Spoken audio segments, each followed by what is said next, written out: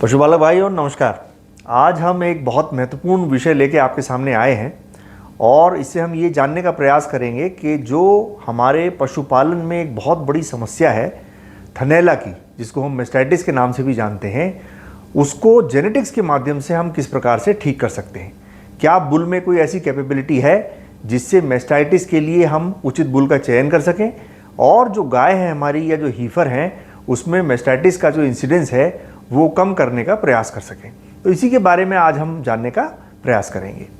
सबसे पहले हमको ये समझना चाहिए कि मैस्टाइटिस यानी कि थनैला एक ऐसी बीमारी है जो डेयरी व्यवसायियों को सबसे ज़्यादा परेशान करती है। पूरे हिंदुस्तान का अगर हम डेटा देखें तो ये बात बिल्कुल परिलक्षित होती है कि सबसे ज़्यादा नुकसान किसान भाइयों को मैस्टाइटिस की वजह से ही होता है। ये नुकसान न केवल तब होता है जबकि दूध की क्वालिटी ख़राब हो जाती है, बल्कि कई दिन तक पशु दूध न देने की वजह से आर्थिक नुकसान होता है। और इसी के साथ साथ एक आर्थिक नुकसान तभी भी होता है जब उसको चिकित्सा करानी पड़ती है। मैस्टाइटिस की चिकित्सा बहुत महंगी है। इसी के साथ साथ ऐसे भी केस हमारे पास हैं जहां पर चिकित्सा के दौरान पशु का एक या उससे ज़्यादा थन भी खराब हो जाते हैं, परमानेंटली खराब हो जाते हैं। इसका अर्थ ये हुआ कि अगर पशु की दूध उत्पादन देने की क्षमता 40 लीटर है और उसका एक थन खराब हो जाए तो उसकी दूध उत्पादन क्षमता घट के 30 लीटर रह जाती है। ये बहुत बड़ा आर्थिक नुकसान पशुपालक को है और इसका सुधार करने की बहुत ज़्यादा आवश्यकता है। अब जो इसका एक मेन परिचायक है या जो इसका इंडिकेटर है वो हम देखते हैं सोमैटिक सेल स्कोर के नाम से। इसका क्या मतलब हुआ? इसका मतलब ये हुआ कि दूध के 1 मिलीलीटर मात्रा में कितने कोशिकाएं हैं, सेल्स हैं, कोशिकाएं हैं, और ये कोशिकाएं जो अडर है यानी कि जो बाक है पशु का, उसकी अंदरूनी दीवार से आते हैं। तो ये मान के चल लीजिए कि जितने ज़्यादा सेल आएंगे दूध में 1 मिलीलीटर में, दूध की क्वालिटी उतनी ही खराब मानी जाएगी। यानी कि सोमैटिक सेल स्कोर जितना कम उतना पशु बेहतर, और सोमैटिक सेल स्कोर जितना ज़्यादा उतना ही मैस्टाइटिस की संभावना ज़्यादा। तो इसकी कम से कम होना बहुत आवश्यक है। अब ये कैसे नापते हैं और कौन नापता है इसको? तो इसको एक अंतर्राष्ट्रीय संस्था है CDCB, council on dairy cattle breeding. ये संस्था अंतर्राष्ट्रीय स्तर पर इसका मानक निर्धारित करती है। और आज की तारीख में जो ये मानक है ये बिल्कुल रिसर्च के द्वारा प्रमाणित किया गया है कि ये आनुवांशिक है।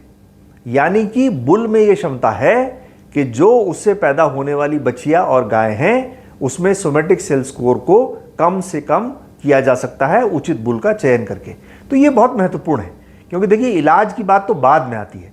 अगर हम किसी तरह से ऐसे बुल का चयन कर पाएँ कि उसकी सारी बछिया और गाय में SCC की मात्रा कम से कम हो तो निश्चित रूप से किसान का बहुत फायदा होगा और ये एक एडेड एडवांटेज होगा। सीमन की कीमत तो देखिए फिक्स है, लेकिन आपके पास चॉइस हो सकती है, 10 बुल हो सकते हैं, तो उसमें से ऐसे बुल का चयन पशुपालक भाई कर सकते हैं जिससे कि सोमैटिक सेल स्कोर कम से कम रहे उसकी बछियाओं में और उससे पैदा होने वाली गाय में। इसमें यह भी देखना है कि इसका अंतर्राष्ट्रीय मानक क्या कहता है। अंतर्राष्ट्रीय मानक, और हिंदुस्तान पे भी वो लागू है, कि इसका मानक है सोमैटिक सेल स्कोर 3 से कम ही होना चाहिए। 3 से जितना कम होगा उतना बेहतर होगा, और जितना ज़्यादा होगा उतना ही हमको चयन उसका नहीं करना है। ये भी ध्यान रखिए कि ये सूचना केवल जीनोमिक बुल्स में ही आपको उपलब्ध होगी। कल्पना करिए कि सीमन स्टेशन के पास ऐसे भी बुल्स हैं जो केवल माँ के दूध पे चयन किए जा रहे हैं, तो इस गुण का कोई भी लाभ आपको वहाँ पर नहीं मिलेगा। मैं दोबारा दोहरा रहा हूँ, केवल और केवल प्रोजेनी टेस्टेड बुल में ही सोमैटिक सेल स्कोर का अंदाज़ा आप लगा सकते हैं और पूरी रिलायबिलिटी के साथ लगा सकते हैं। अब कैसे दिखता है ये? तो अगर आप बुल का कोई भी इंडेक्स देखेंगे, जैसा मैंने पहले कहा जीनोमिकली टेस्टेड बुल होना चाहिए या प्रोजेनी टेस्टेड बुल होना चाहिए, तो उसका इंडेक्स देखेंगे तो इस तरीके से ट्रेड जैसे आपको यहाँ लिस्ट में दिख रहे हैं इसी तरह से ट्रेड्स आपको दिखाई देंगे। इसमें आप अगर ध्यान से देखेंगे तो एक ट्रेट है SCS, सोमैटिक सेल स्कोर। यही वो ट्रेट है जो कि मैस्टाइटिस के लिए ज़्यादातर किसान भाई आज की तारीख में इस्तेमाल करते हैं। यहाँ पर आप देख रहे हैं इसकी वैल्यू है 2.74, यानी कि 3 से कम है, और ये मैस्टाइटिस से लड़ने में ज़रूर पशुपालक भाई की मदद करेगा।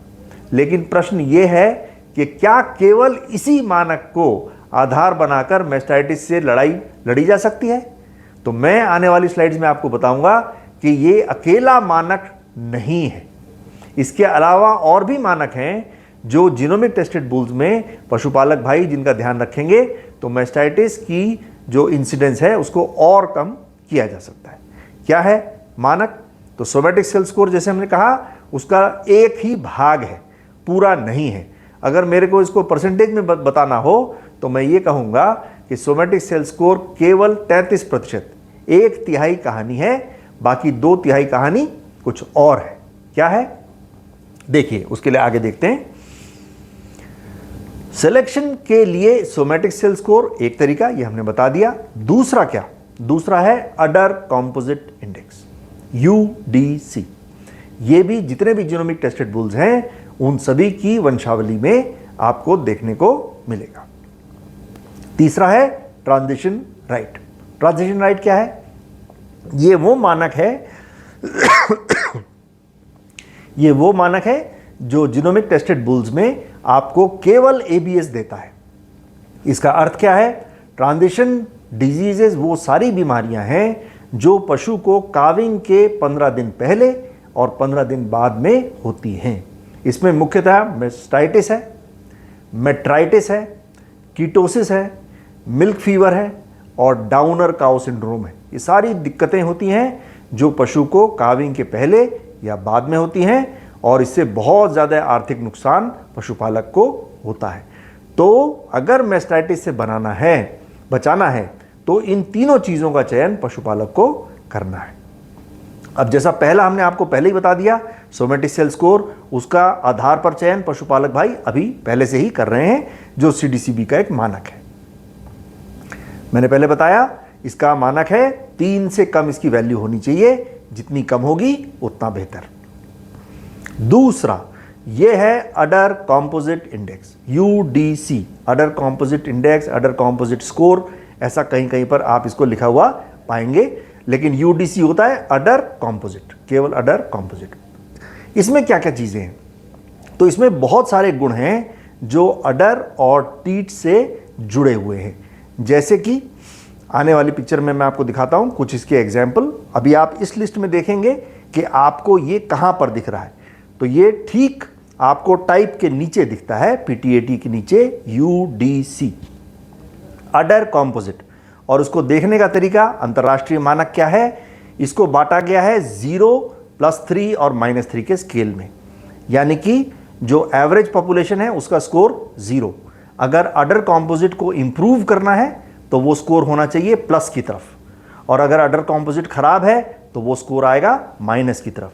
तो अगर अडर कॉम्पोजिट आप इंप्रूव करना चाहते हैं, मैस्टाइटिस से बचना चाहते हैं, तो UDC की वैल्यू जितनी ज़्यादा होगी +3 की तरफ उतना बेहतर है। अब इस पिक्चर में आपको स्पष्ट दिखेगा कि ये होता कैसे है। यहाँ पर 3 आपको पिक्चर्स दिखाई गई हैं। इसमें आपको जिस बात पे ध्यान देखना है वो ये कि अडर का जुड़ाव पेट की तरफ किस प्रकार का है। पहले उसमें देखेंगे तो ये गोलाकार है और ये बहुत वीक यानी कि कमज़ोर अटैचमेंट है। दूसरी पिक्चर में ये इंटरमीडिएट है और तीसरी पिक्चर में आप देखेंगे कि जो अडर है या जो बाक है उसका जुड़ाव पेट के साथ बहुत ही मजबूत है, बहुत ही स्ट्रांग है। इसका अर्थ क्या है? हमें स्ट्रांग जुड़ाव वाले अडर वाले पशु चाहिए ताकि अडर पेंडुलस ना हो, ज़्यादा हिले ना चलने के समय, और क्षति कम से कम हो, तो मैस्टाइटिस में निश्चित रूप से कमी आएगी। और ख़ास तौर पे ये बहुत इंपॉर्टेंट होता है जब पशु बैठता है नीचे और जब उठता है। इस समय अगर अडर पेंडुलस है तो सबसे ज़्यादा क्षति, सबसे ज़्यादा नुकसान होता है। दूसरी पिक्चर में आप देखिए, यहाँ पर हम बात कर रहे हैं अडर हाइट की, कि हाइट कितनी ज़्यादा से ज़्यादा है। तो यहाँ पर आपको तीसरी पिक्चर में दिख रहा है कि अडर पूंछ की तरफ बहुत ऊपर की तरफ जा रहा है। ये बहुत आवश्यक है क्योंकि पहली पिक्चर में जहाँ पर अडर की हाइट लो है तो ये अडर नीचे की तरफ सरकता जाता है और फिर यही होता है कि बैठते समय और उठते समय पशु के इसमें नुकसान होता है, इंजरी होती है।